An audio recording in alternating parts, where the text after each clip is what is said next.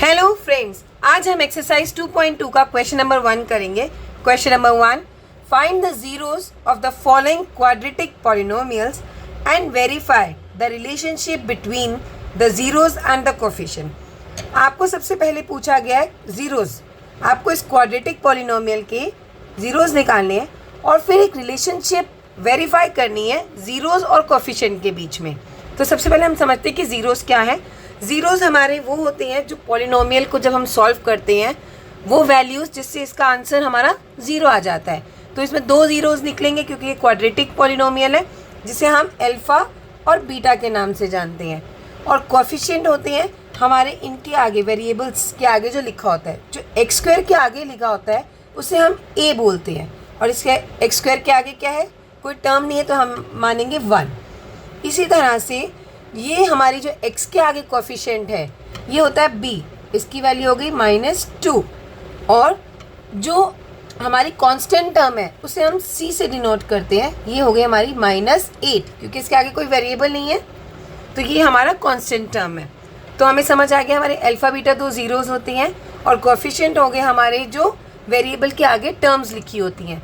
जो x square के आगे होगी उसे a बोलेंगे, जो x के आगे होगी उसे b बोलेंगे और जो कांस्टेंट है उसे c बोलेंगे। अल्फ़ा प्लस बीटा अगर हम इन कोफिशिएंट्स का सम करते हैं, अगर हम इन ज़ीरोज़ का सम करते हैं अल्फ़ा प्लस बीटा, तो हमारी एक रिलेशनशिप हमने याद किया था वो होता है -b/a। अब -b की जगह -2 लिख दीजिए और a की जगह 1 लिख दीजिए। माइनस इंटू माइनस प्लस हो जाएगा तो ये 2/1 2। तो यानी कि दोनों हमारे अल्फ़ा बीटा जो हमारे पास ज़ीरोज़ हैं उनका सम आएगा 2। अब इसका प्रोडक्ट करते हैं, वो होता है अल्फ़ा बीटा की रिलेशनशिप है कोफिशिएंट्स के साथ c/a। c है हमारा कांस्टेंट टर्म -8, a है हमारा 1 तो -8/1 -8। अब हमें रिलेशनशिप चेक करनी है कि जो हमने इस तरह से कोफिशिएंट के थ्रू निकाला है और जो इसके ज़ीरोज़ का सम और प्रोडक्ट करते हैं वो भी उनकी वैल्यूज़ यही आनी चाहिए। अगर इनके ज़ीरोज़ का सम करने पर 2 आए और प्रोडक्ट करने पे -8 आए तो हमारी रिलेशनशिप एस्टैब्लिश हो गई और हम कहेंगे हेंस वेरीफाइड। तो सबसे पहले हमें इसके ज़ीरोज़ निकालने होंगे और ज़ीरोज़ निकालने के लिए हम यूज़ करेंगे मिडल टर्म स्प्लिटिंग मेथड, जो हम पहले भी सीख चुके हैं। एक बार देख लेते हैं कैसे करेंगे। जो हमारी यहाँ पर एक्स स्क्वायर के आगे कोफिशिएंट है 1, उसको मल्टीप्लाई करते हैं हम कॉन्स्टेंट टर्म से -8 से, तो -8।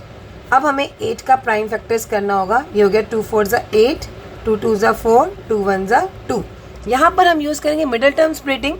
तो हमें दो ऐसे नंबर्स चाहिए जिनको मल्टीप्लाई करें तो हमारे पास -8 आए और जिनको हम ऐड किया सब्ट्रैक्ट करें तो -2 आए। अब ये दो नंबर्स कैसे बनेंगे हमारे, ये बनेंगे अगर हम 2 और 2 2 ज़ा 4, 4 और 2 लें। अब 4 मल्टीप्लाइड बाय 2 जो है हमारा होता है 8। अब हमें -8 चाहिए तो हमें देखना होगा माइनस का साइन किसके साथ लगाएं, और 4 - 2 भी 8 होता है, लेकिन हमें -2 चाहिए तो बड़े नंबर के साथ माइनस होना चाहिए। तो ये हो गया -4 + 2, तो यहाँ पर भी -4 हो गया। हमारे पास दो नंबर्स आ गए -4 और 2। तो हम जो मिडल टर्म है उसको कैसे लिखेंगे, -4x + 2x करके लिख सकते हैं। ठीक है, अब हम यहाँ देखते हैं तो एक्स स्क्वायर तो यहीं ऐसे रह गया स्टेप में और -8 ऐसे ही रह जाता है। हमें सिर्फ मिडल टर्म को स्प्लिट करना होता है और ये -2 कट गया -4 और 2 में, -4x + 2x। अब हमें क्या करना था, यहाँ पर हमारे पास 4 टर्म्स बन गई। अब हमें इनमें कॉमन निकालना है, पहली 2 टर्म्स में और फिर नेक्स्ट 2 टर्म्स में। इन दोनों टर्म में हमारे पास कॉमन आ रहा है x और रह गया x -x को बाहर निकाल लिया 4। अब इन दोनों टर्म्स में से हमारे पास 2 कॉमन आ रहा है और बचा हमारे पास x -4। अब ये हमारी 2 टर्म्स बन गई, एक ये टर्म और एक ये टर्म। अब इसमें से देखते हैं कॉमन क्या निकल रहा है। कॉमन निकल रहा है x -4, तो x -4 ले लिया, जो रह गया उसे भी ब्रैकेट में लिख देंगे x + 2। तो ये हमारे पास 2 फैक्टराइज हो गया। अब यहाँ पे 2 टर्म्स आ गई, एक x -4 की, एक x + 2 की। इसके ज़ीरोज़ निकालने के लिए हम इसको 0 के इक्वल कर देंगे। तो एक बार x -4 को 0 के इक्वल कर दीजिए, एक बार x + 2 को 0 के इक्वल कर दीजिए। तो यहाँ पर x की वैल्यू आ गई 4, यहाँ आके +4 हो जाएगा और ये वैल्यू आ गई यहाँ पर जाके 2 माइनस का हो जाएगा -2। तो ये हमारे पास 2 ज़ीरोस निकल आए। इसको हम मानेंगे अल्फ़ा, इसको मानेंगे बीटा। अब अल्फ़ा प्लस बीटा यहाँ चेक करते हैं कि क्या आ रहा है। अल्फ़ा प्लस बीटा ये आ रहा है 4 प्लस -2। तो आंसर हो गया 4 - 2, दैट मीन्स 2। ये सेम आ रहा है, यहाँ पर भी अल्फ़ा प्लस बीटा जब -b/a से किया था 2 आ रहा है, तो आप इसके आगे लिख देंगे ये जो 2 आया वो -b/a से आया। अब प्रोडक्ट करेंगे अल्फ़ा बीटा। अल्फ़ा हमारा 4 है और बीटा -2 है, इन दोनों को मल्टीप्लाई करने पर आ रहा है 4 2 ज़ा 8 -8, और ये किसके इक्वल है, C/E के। तो हेंस वेरीफाइड हो गया। जो हमारे पास कोफिशिएंट का तरीके से आया था और जो हमने ज़ीरोस के तरीके से निकाला था वो हमारा सेम आ रहा है, तो हम लिख देंगे हेंस वेरीफाइड। और इसी तरीके से हमें इस क्वेश्चन में जितने भी पार्ट्स 6 पार्ट्स दिए गए हैं हमें सेम मेथड से सॉल्व करना होगा। अब हम इसका सेकंड पार्ट कर देखते हैं। सेकंड पार्ट भी सेम तरीके से ही करेंगे। पहले हम इसके अल्फ़ा और बीटा निकालेंगे और उसके लिए हमें पहले कोफिशिएंट्स भी पता होने चाहिए। तो कोफिशिएंट ए क्या हुआ हमारा, ए होता है जो एस जो हमारी फर्स्ट टर्म होती है उसके आगे लगा हो, स्क्वायर के आगे। तो ए हो गया 4, बी हो गया हमारे पास -4 और सी कांस्टेंट टर्म होती है, दैट मीन्स 1, राइट। हमने ए बी सी निकाल लिया। अब हमें क्या करना है, हमें सम निकालना है। सम होता है अल्फ़ा प्लस बीटा। हमारी 2 ज़ीरोज़ को हम अल्फ़ा और बीटा से डिनोट करते हैं। तो अल्फ़ा प्लस बीटा का हमने क्या याद किया था, -b/a। अब माइनस बी की जगह आप लिखेंगे -4, ए की जगह लिखेंगे 4।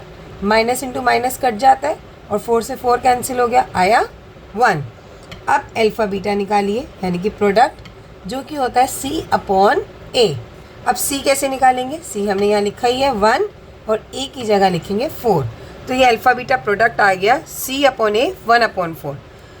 अब नेक्स्ट स्टेप में हम इसके ज़ीरोज़ निकालेंगे। अब 4s² -4s + 1 का भी हम सेम मेथड से ही निकालेंगे। पहले s² के साथ क्या लिखा है 4 और कांस्टेंट है 1, तो 4 × 1 4। इसके प्राइम फैक्टर्स कीजिए, यह आ गया 2 × 2 2 × 1। अब हमारे पास 2 नंबर्स हैं, हमें ऐसे 2 नंबर्स लिखने हैं जिन्हें मल्टीप्लाई करने पर हमारे पास 4 आए और ऐड या सब्ट्रैक्ट करने पर भी -4 आए। अब होता है 4 × 1 ही हो सकता है या 2 × 2 हो सकता है। तो यहाँ पर आ गया 2 और 2, 2 2 ज़ा 4 होता है, राइट। अब माइनस का चाहिए तो हमारे ये दोनों जो होंगे वो माइनस के होंगे, ये भी -2 -2। आंसर -2 का भी 4 आएगा और -2 को अगर -2 से ऐड करेंगे तो -4 आएगा। तो हमने -4 को किस तरह, 4s को क्या लिखा, -2s -2s। अगर हमें ये मिडल टर्म करनी आ जाएगी तो हम इस क्वेश्चन में आराम से अल्फ़ा बीटा निकाल सकते हैं। अब इसको 4s² -4s + 1 को कैसे लिखेंगे, 4s² पहले टर्म सेम लिखनी है, -4 उसको हमने तोड़ा था -2s में +1। नेक्स्ट स्टेप में हमें इन दोनों में से कॉमन निकालना है और इन दोनों में से कॉमन निकालना है। आप देख रहे होंगे इसमें कॉमन निकल रहा है मेरे पास 2, क्योंकि 4 को भी 2 × 2 में ब्रेक कर सकती हूँ मैं, और s। तो ये बचा हमारे पास 2 2 ज़ा 4 होता है, तो 2 बचा, एक s ऑलरेडी ले लिया, s बचा, -2s बाहर निकाल लिया तो हमारे पास क्या बचेगा 1, क्योंकि 2 × 1 2 होता है अगेन, ठीक है। अब माइनस कॉमन बाहर निकाल लिया मैंने। अब इन दोनों में से कुछ कॉमन है तो हम लिखेंगे 1 और -1 बाहर आ गया तो बचा 2s। अब ऑलरेडी माइनस बाहर आ गया है तो यहाँ प्लस है, तो यहाँ पर भी हो जाएगा माइनस, क्योंकि माइनस इंटू माइनस प्लस हो जाता है, तो यहाँ आ गया -1। और अगर हमारी ये दोनों टर्म सेम आ रही है ना तो इसका मतलब हम सही चल रहे हैं। ये हमारा चेक करने का एक तरीका भी हो गया। तो अब हमारे पास ये 2 टर्म्स बन गई, एक ये टर्म एक ये टर्म। अब इसमें से क्या कॉमन निकल रहा है, 2s -1 बाहर ले लिया और यहाँ क्या बचा 2s -1। अब इन दोनों जो हमारे पास टर्म्स आई हैं इसको हम 0 के इक्वेट कर देंगे। 2s -1 को 0 के इक्वल कर दीजिए, ये भी यही आएगा, 2s -1 को 0 के आगे इक्वेट कर दीजिए। तो 2s हो गया हमारा, ये -1 इधर आके +1 हो गया और s हो गया 1/2। ये यहाँ पे मल्टीप्लाई में नीचे आके डिवाइड में हो जाता है। सिमिलरली इसका आंसर भी सेम आएगा, इसे करके भी देख लेते हैं। यहाँ 2s हो गया, ये -1 इधर आके +1 हो गया, इसे डायरेक्ट मैं 1 भी लिख सकती हूँ। अब s क्या हो जाएगा 1/2, क्योंकि ये मल्टीप्लाई में है तो नीचे आके डिवाइड हो गया। तो हमारे जो अल्फ़ा और बीटा हैं दोनों की वैल्यू क्या आ रही है 1/2, राइट। अब हम इसे सम निकालना है, तो अल्फ़ा प्लस बीटा हम दोनों ज़ीरोज़ को ऐड कर देंगे, 1/2 + 1/2। वैसे तो हाफ प्लस हाफ 1 होता है, लेकिन आप इसे करके भी देख सकते हैं। 2 क्योंकि डिनोमिनेटर में सेम है तो नीचे आ जाएगा, 2 × 2 1, और ये 1 × 1 1, प्लस 2 के टेबल में 2 1 पे 1 + 1 1, 1 + 1 2 हो गया /2, 2 से 2 कैंसिल हो गया, 1 हो गया। तो अल्फ़ा प्लस बीटा हमारा चेक हो गया, b/a -b/a है, तो इसके यहाँ पे हम लिख भी सकते हैं -b/a।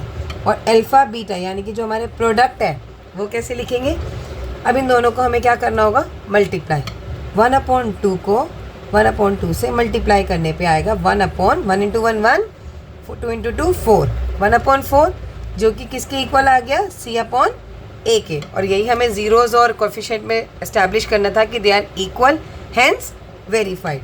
तो यहाँ पर आप लिख देंगे हैंस वेरीफाइड।